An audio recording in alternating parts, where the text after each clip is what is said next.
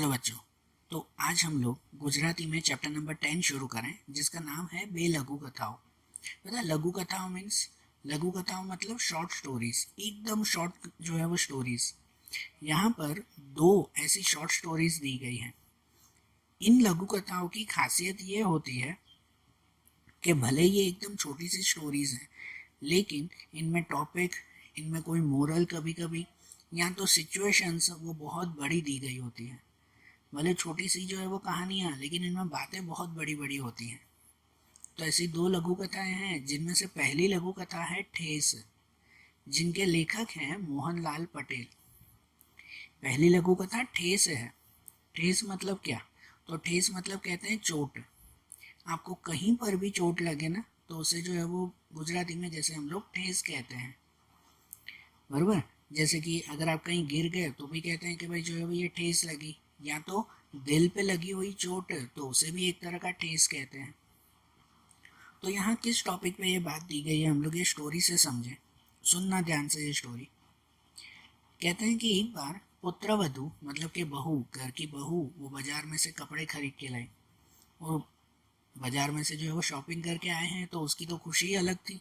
बहू बहुत खुश थी, और वो खुशी खुशी में आकर उसने सासू को वो सब जो है वो कपड़े दिखाए कि देखो मैं मार्केट से ये खरीद के लाई हूँ, वो खरीद के लाई हूँ। वो अपनी सासू को जो है वो ये सब चीज़ें दिखा रही थी। काफ़ी देर तक सब अलग अलग कपड़े दिखाए कि देखो मैंने ये लाया है, मैं ये खरीदा है मैंने। काफ़ी देर देखा ना, फिर उसकी नज़र, बहू की नज़र जो है वो सासू के चेहरे पे गई, कि सासू के चेहरे पर जरा सी भी खुशी नहीं थी कि भाई बहू कपड़े लेकर आई है। तो सासू के चेहरे पर जरा सी भी खुशी नहीं थी। तो बहू ने जो है वो पूछा उससे कि भाई क्या हुआ, कोई भी कपड़ा अच्छा नहीं लगा आपको? हुँ? सासू ने बहू से पूछा ना, सीधी सी बात है, उनका चेहरा देखकर सीधा ही पूछा कि इसमें से कोई भी कपड़ा अच्छा नहीं लगा मम्मी? तो फिर उस सासू ने भी जैसे खुद को संभाल कर कहा कि हाँ हाँ क्यों नहीं अच्छा लगा, कि भाई सब कुछ, सब कपड़े जो है वो बहुत अच्छे हैं। लेकिन उसका जो बोलने का अंदाज था ना, सासू का जो बोलने का अंदाज था, वो बहुत ही डल था। कैसे बोलने से ही पता चल जाता है कि ये कोई खुशी से नहीं बोल रहे हैं। तो इसलिए बहू को भी बुरा लगा। तो उसने जो है वो सभी कपड़े, क्या कहते हैं, फिर से थैलियों में रख दिए, और जो है वो अपने कमरे में जाकर अपने कबाड़ में सब कपड़े रख दिए।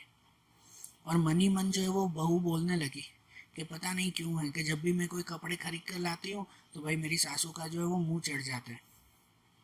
मन ही मन वो बोलने लगी ना, सीधी सी बात है ना कि भाई सासू खुश नहीं हो रही है, तो मन ही मन वो ये बोलने लगी। घर में कोई प्रॉब्लम नहीं थी इनके, कि भाई इनका बेटा वो अच्छा खासा कमाता था। पहले इनके घर में गरीबी थी, लेकिन अभी अभी कुछ भी नहीं। उस सासू का नाम था कमू बहन। इन कमू बहन के घर पे अभी वो गरीबी के दिन वो सब पुराने हो गए। अभी घर में जो है वो फैसिलिटीज़ की सभी चीज़ें थी। ये सब चीज़ें देखकर वो कमू बहन, जो सासू माँ थे, वो कमू बहन बहुत खुश होते। लेकिन जब भी बहू बाजार से कपड़े लेकर आती ना कुछ भी, तो उसे सासू का मुंह गिर जाता, है ना, मूड बिगड़ जाता उसका। अब क्यों मूड बिगड़ जाता? तो इसके पीछे उस वक्त कमू बहन को, मतलब उस सासू को हमेशा एक बात याद आती। वो बात याद आती कि भाई बहुत साल पहले जब बेटे की शादी भी नहीं हुई थी, घर में उस वक्त गरीबी के दिन थे, तब उस बेटे के साथ उसकी बेटी भी तो थी ना, कमू बहन की एक बेटी भी थी। सालों पहले बेटी जब पढ़ाई करती थी ना, तो समर वेकेशन था, और उस समर वेकेशन में वो बेटी जॉब करने के लिए जाती थी। दिन रात जो है वो मजूरी करके, जॉब करके, और जो है वो पैसे जमा करती। और उस वक्त उसने स्कूल कंप्लीट करके अब कॉलेज में जाने वाली थी उसकी बेटी, ये कमू बहन की बेटी। ठीक है, ये सालों पहले की कहानी कि कमू बहन की बेटी उस वक्त स्कूल ख़त्म करके कॉलेज जाने वाली थी। और ये समर वेकेशन जो था ना, स्कूल के बाद का जो वेकेशन, उसमें उसने जॉब करके, मजूरी करके थोड़े पैसे जमा किए, और अब कॉलेज जाने वाली है ना, तो उसने मम्मी को बिना बताए, मतलब ये कमू बहन को बिना बताए, बाजार से जो है वो कुछ कपड़े खरीद कर लाई। और वो आकर अपनी मम्मी को बताए, इस कमू बहन को बताए। अब कि भाई वो कपड़े बताने आई ना, ये कमू बहन की बेटी, उनको जब कपड़े बताने आई, तो वो अच्छे हैं या बुरे हैं ये तो दूसरे नंबर की बात। सिर्फ कपड़े देखकर ही कमू बहन गुस्सा हो गए और बोलने लगे कि भाई इतनी मजूरी करके पैसे जमा किए हैं, वो तुम्हारी फीस के लिए, तुम्हारी किताबों के लिए थी। ये भाई क्या तुम कपड़े लेकर आई हो, और इतने महंगे कपड़े। भाई इतने महंगे कपड़े जो है वो हमें हमें पोसाते नहीं हैं। कि भाई तुम्हें जो है वो पढ़ाना है, तुम्हें जो है वो बड़ा करना है, फिर तुम्हारी शादी करनी है, घर के खर्चे करने हैं, तो ये सब कपड़ों पे तुम फालतू खर्चे क्यों कर रही हो। ठीक है, कमू बहन ने सालों पहले अपनी बेटी को इस कपड़ों की बात पर जो है वो बहुत चिल्ला दिया था कि भाई इतने महंगे कपड़ों पर क्यों खर्चे कर रही हो। उस वक्त कमू बहन की बात सही थी कि घर में जो है, घर में हालत इतनी अच्छी नहीं थी, और इतनी अच्छी नहीं थी, और बेटी को भी बाहर मजूरी करनी पड़ती थी, और उस मजूरी से भी घर पर अच्छा खासा चलता नहीं था। तो उस वक्त कपड़ों पे इतना खर्चा करना तो ये सही बात नहीं थी। वो बेटी भी समझदार थी, बेटी भी समझदार थी, लेकिन वो एक मन में खुशी होती है ना कि भाई मैंने पहली बार कमाया है। कमू बहन की बेटी की ये बात थी कि भाई मैंने पहली बार जो है वो जॉब करके कुछ कमाया है, और उससे मैंने कपड़े लिए हैं अपने लिए। तो वो एक खुशी थी ना, वो खुशी उसकी ख़त्म हो गई। मम्मी के डांटने पर उस बेटी की खुशी सब खत्म हो गई। और वो बात को आज सालों बीत गए। अब उसकी बेटी जो है वो शादी करके चली गई है, शादी करके दूसरी घर पे चली गई है। तो आज कमू बहन को अपनी बेटी की बहुत याद आती है, और इसी वजह से घर में जब भी कोई नया कपड़ा आता है ना, तो वो नया कपड़ा देखकर ये कमू बहन उदास क्यों होती है। तो ये उदास इसीलिए होती है कि उसे हमेशा अपनी बेटी की याद आती है। इसी वजह से तो ये बहू जब भी नया कपड़ा लेकर आती है तो वो सासू का मुंह उतर जाता है। उसके उतरने का रीज़न यही है, ये नहीं कि भाई बहू नए कपड़े लेकर आई है इसलिए उसका मुंह उतर गया। उसके मुंह उतरने का रीज़न ये था कि उसे अपनी बेटी की याद आ जाती थी, और हमेशा मन में ये बात आ जाती थी कि भाई बेचारी मेरी बेटी कॉलेज में जाने के लिए पहली बार वो अपने लिए कुछ कपड़े लेकर आई थी, और मैंने उसे भी डांट दिया था। ये ठेस, जो चैप्टर का नाम है ना ठेस, कि ये चोट वो कमू बहन के दिल पर हमेशा लगी हुई थी। लेकिन ये बात वो बहू कैसे समझे, ये बात बहू कैसे समझे। बहू जब भी नए कपड़े लेकर आती तो सासू का मुंह बिगड़ जाता। तो बहू को इस बात का बुरा लगता कि सासू माँ मेरे कोई भी काम से खुश नहीं है। लेकिन सासू माँ, उनके मन में तो कुछ अलग ही बात चलती थी, उन्हें तो अपनी बेटी की याद आती थी। सही बात ना, उनके मन में जो ठेस थी, उनके मन में जो चोट थी, ये चोट उसकी बहू समझ पाती नहीं थी। ठीक है, समझ में आया ना। ये पहली लघु कथा, इतनी छोटी सी स्टोरी, लेकिन उनमें कितनी सारी जो है वो सिचुएशंस एक साथ क्रिएट करते हैं। ऐसे ही दूसरी एक लघु कथा है जिसका नाम है घा, जिसके लेखक हैं जनक त्रिवेदी। घा मतलब, तो घा मतलब भी एक तरह से चोट ही कहते हैं। ठीक है, आप जब किसी को मारते हो ना तो उसे कहते हैं कि भाई तेनो घा करे, गुजराती में कहते हैं ना, कि जब आप कहीं पर भी किसी के ऊपर भी जो है वो अगर आप कोई लकड़ी से मारते हो तो कहते हैं लकड़ी नो घा करे। और अगर पेड़ काटते वक्त आप उसको कुल्हाड़ी से मारते हो ना पेड़ को, तो वो कहते हैं कुल्हाड़ी नो घा करे। तो घा मतलब ये कहलाता है। और यहाँ पर जो घा दिया हुआ है वो कैसे, वो इनकी सिचुएशन समझे। लघु कथा में सिचुएशंस अलग ही होती हैं। जो इनके लेखक जनक त्रिवेदी है ना, वो इनमें क्या लिखते हैं समझना, ये अब ये अलग ही सिचुएशन, पहले से कनेक्टेड नहीं है, ये दूसरी स्टोरी। तो ये जो स्टोरी है ना, ये स्टोरी एक पिता और उसके बेटे की है।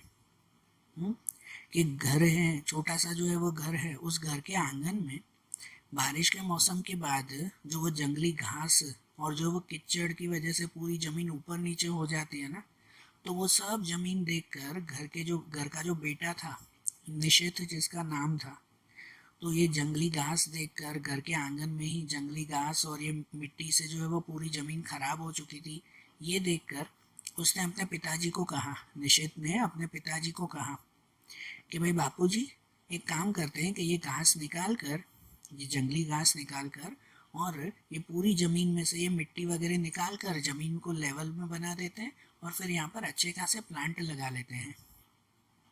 ठीक है, तो हाँ सही बात है कि उसके पिताजी को भी ये बात अच्छी लगी।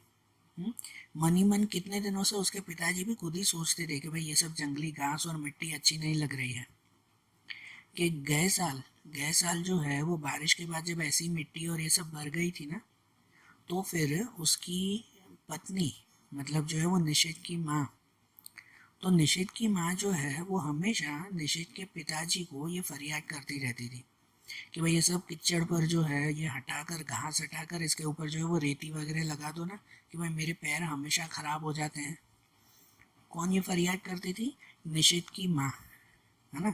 वो निषेध के पिताजी को हमेशा ये फरियाद करती थी, गए साल की बात है, कि भाई ये सब कीचड़ हटाकर इसके ऊपर जो है वो रेती वगैरह भर दो, क्योंकि भाई मेरे पैर हमेशा कीचड़ में खराब हो जाते हैं।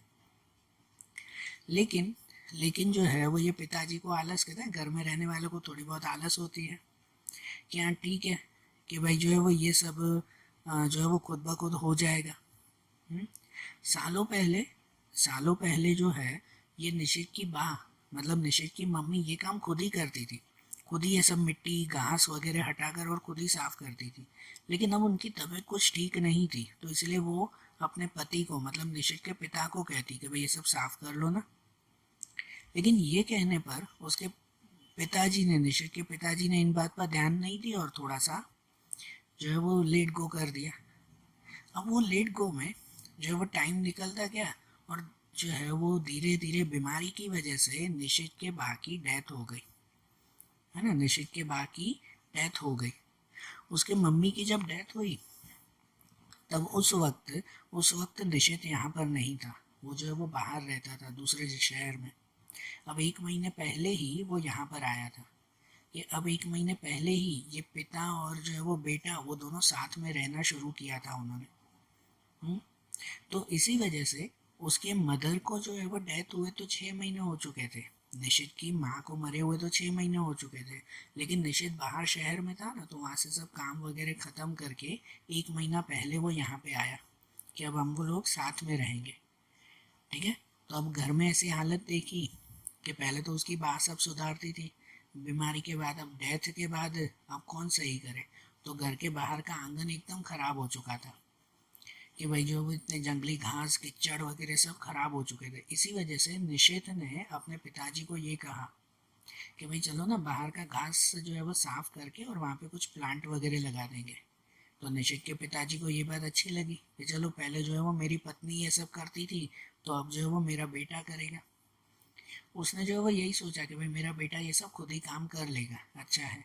और बेटा ये सोच रहा था कि भाई पिताजी पूरा दिन घर पे बैठे हैं तो वो ये काम संभाल लेंगे। दोनों एक दूसरे के भरोसे थे। तो एक दिन घर पे बैठे बैठे निषेध के पिताजी को ही रियलाइज हुआ कि चलो ठीक है ना, कोई नहीं कर रहा है, मैं ही कर लेता हूँ, क्या जाएगा, फिर घर पे बैठा ही हूँ। तो वो एक कुल्हाड़ी लेकर जो है वो घर के आंगन की तरफ गए और घर के आंगन में ये घास को साफ करने के लिए उन्होंने पहला कुल्हाड़ी का घा किया। सुनना ध्यान से आखिरी लाइन, कि वो जब घर के आंगन में कुल्हाड़ी लेकर गए कि भाई वहाँ पर ये घास को ठीक करने के लिए, ज़मीन को ठीक करने के लिए, और आंगन में जाकर उन्होंने पहला कुल्हाड़ी का घा किया। मतलब कि पहला जैसे ही उन्होंने जो है वो कुल्हाड़ी चलाई तो वहाँ पर वो घा करके उन्होंने ज़मीन की तरफ देखा कि वो कुल्हाड़ी जैसे ही मारी तो वो तो ज़मीन के अंदर तक गई ना। तो उन्होंने ज़मीन की तरफ देखा और वहाँ उनको दिखाई दिया कि ज़मीन के अंदर कहीं पर कोई पैरों के निशान थे और उन पैरों के निशान के ऊपर ही ये कुल्हाड़ी गई। स्टोरी यहाँ पर कंप्लीट हो जाती है। कहते हैं जो कुल्हाड़ी का घा था वो किसको लगा, तो वो घा सीधे पैर के निशान को लगा। तो ये पैरों के निशान किसके, तो ये निषेध की बा के मतलब निषेध की मम्मी के। जो नहीं पहले जो है वो मम्मी, निषेध की मम्मी वो निषेध के पिताजी को यही कहती रहती थी कि ये बाहर थोड़ा साफ करवा दो ना, मेरे पैर रोज कीचड़ हो जाते हैं। तो वही पैरों का जो है वो निशान उसी कीचड़ में जैसे छप गया था। और आज इतने महीनों बाद उसके पिताजी जब पहली कुल्हाड़ी का घा करने गए ना, तो वो सीधा उसी पैर को लगा। और वही पैर को लगते ही उनके मन में वही पुरानी यादें फिर से ताज़ा हो गई, वही पुरानी बातें फिर से ताज़ा हो गई। समझ आई बात? तो देखो आज जैसे हमने ये चैप्टर देखे ना, 2 लघु कथाएं जैसे हमने देखी, ऐसे ही अब गुजराती के दूसरे चैप्टर्स हम लोग अगले वीडियोस में देखेंगे। Okay, thank you.